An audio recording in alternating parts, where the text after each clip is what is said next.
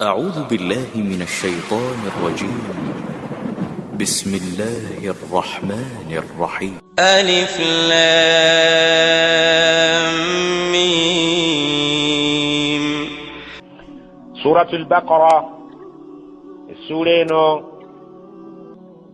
الله سبحانه وتعالى yagitandisa ne aya ensirifu nga twalaba nti ebigambo ebisirifu teryasobola kubuulira amakulu gaabyo okujjako oyo nannyini kubisirisa.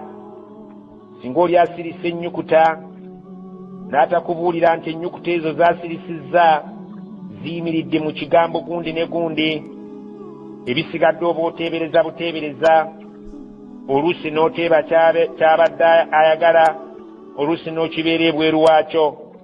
Naye ffe tulina okukkiriza nti Allah subhanahu wa ta'ala ennyukuta zino ensirifu yazireeta mu ssuula ez'ebika eby'enjawulo nga kyali kubeera kusoomooza Abawarabu abaaliwo obudde obwo nti Allah subhanahu wa ta'ala asobola okuleeta ebintu bye mutegeera, n'asobola okusirisa ebintu ne bibalema okujjamu amakulu. Era abamanyi bangi nnyo bakakasa nti Nabbi Muhammad sallallahu alaihi wasallama teyatunnyonnyola, so nga naye teyannyonnyolwa ebigendererwa ebyali mu kusirisa ennyukuta ezo. Oluusi baasirisanga ennyukuta n'ebeeremu nga mu kigambo Allah subhanahu wa ta'ala mu aya mwagambira nuun ennyukuta emu, swad qaf.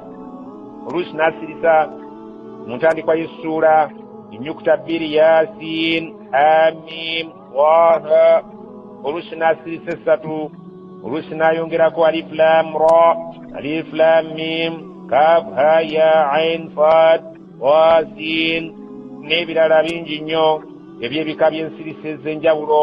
Naye ebyo byonna byonna Allah yali asoomolezaamu Abawarabu nti yadde olulimi Oluwarabu mulutegeera, yadde olulimi Oluwarabu mulumanyi bulungi nga lwe luzaaliranwa lwammwe, lwe baabazaala nalwo, lwe lulimi lwe mwogera, naye ate ebyo ebigambo ebisirifu temujja kusobola kumanya ebyamu ebibirimu. Allah subhanahu wa ta'ala yabyerekereza.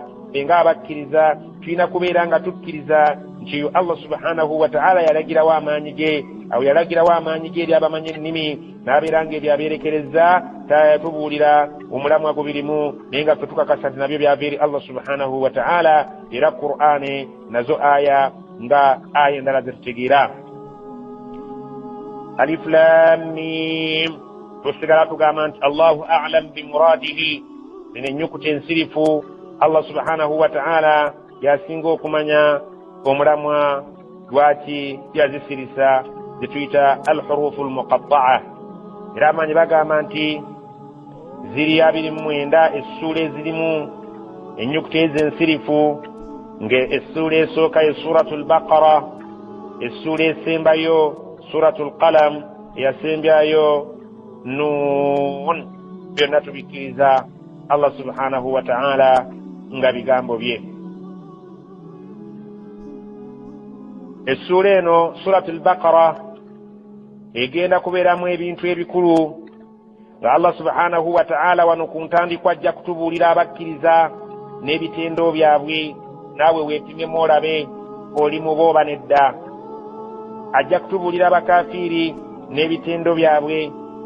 Namba 3 atubuulira abannanfuusi era atukubira ebifaananyi ebitali byangu byakutegeera okujjako eryo Allah subhanahu wa ta'ala gw'aba asaasidde. Ajja kutubuulira olugendo oluwanvu olukwatagana ne Banu Israil nga be basajja Abayahudi abaasangibwa mu Madiina, kubanga mu Madiina mwalimu abataka ba bika bibiri Abawarabu abamu bakasangwawo baawo baali ba Aus ne Khazraj. Abantu abo baali nga buli kaseera tebali makambugu, balwana. Luno olwaleero lulino ne balwana, ono n'awangula, luli ono n'awangula, n'ensonga ezitaliimu z'abalwanyanga. Abayahudi bwe bajja ne basenga mu Madiina, nabo ne bakola emikago n'abantu abo. Abayahudi baali babika 3, Banu Kainuqa ne Banu Nadhir, Banu Qurayza, ne beekutulamu ebitundu 2. Abamu ne babeera nga bawagira ba Aus ne Khazraji, abamu ne babeera nga bali ku sayidi ne babeera nga bali ku sayidi yaba Aus, abalala ne babeera ku sayidi yaba Khazraji. Abayahudi ne babeera nga bakoze emikago ne bakasangwawo. Ababiri ku bo bakola omukago ne Banu Qurayza, abalala ne bakola omukago ne Banu Qaynuqa ne Banu Nadir. Allah subhanahu wa ta'ala nga bwe tunalaba mu maaso nga tutambudde, Banu Qaynuqa ne Banu Nadir batta omukago ne ba Khazraj, so nga ate Banu Qurayza balina omukago ne ba Aus. Ekitegeeza ky'omukago tibaali banywanyi n'abanywanyi. Bano bwe balwanagananga nga bano bajja babataasa, nabajja ne balwana nabajja bataasa bannaabwe, ng'entalo wakati awo tezijja.